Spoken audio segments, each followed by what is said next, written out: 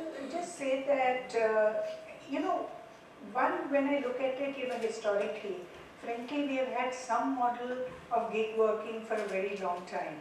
I mean, I can think of that even 30 years back that we've had in a way. The question is, what has changed now is that it is in large scale. I mean, it used to be those one or two advisors in a company, and we used to not think of them as anything but advisors and short term. And now we say, no, this is another employment model which is there. So I will just say that I think the last few years, it's not, the pandemic has got some impact, but I will just say that if you think of it in the last 5 years, why it has happened so much is a combination of several things. I think one is that, of course, the startup world has made a lot of difference, because we ourselves work with several startups, and I've been on the board also of startups that have grown very quickly. You don't need a lot of high quality talent, but you can't afford to pay for having a full-time CHRO or a full-time CMO. You need people to come and as the organization grows, maybe there's more work to have them full-time. But initially there is not.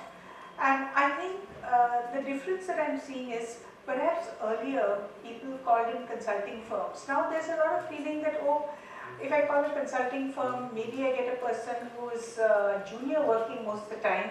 The senior guys are flipping in and out, but actually I want a senior guy who's available with me maybe 4 or 5 days a month initially, maybe 10 days a month, so maybe it's better. So that route of an individual consultant is a little bit what some of the gig work is. And I've seen it very successful in a number of functions. I would just say that in HR itself, I think there are such a large number of organizations who really have HR people coming in maybe once a week or twice a week.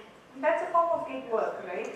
And I think so it's so widespread in HR. Yeah. But I have found that it is equally in a lot of other functions besides HR and tech, which I think are the old users.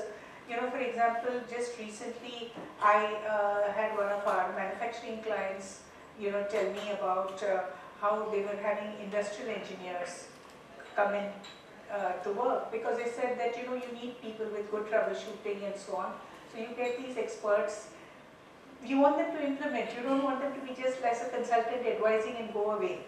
You want them to take some accountability for implementing, and so the model works well. Yes. So I think a lot of, there are really a lot of applications, a lot of very successful applications. One other thing, Deepak, I'll point out, and you said because of post-pandemic. See, I think when you have such a large number of women aspiring to work, and companies aspiring to also hire women, there are a lot of women who don't really want to work full-time. They want to be in touch, but they would like to work, limited hours for family and other reasons. I think it's been accentuated in the pandemic time. But so I think you've got a very large workforce there that is actually looking also for such opportunities. Yes.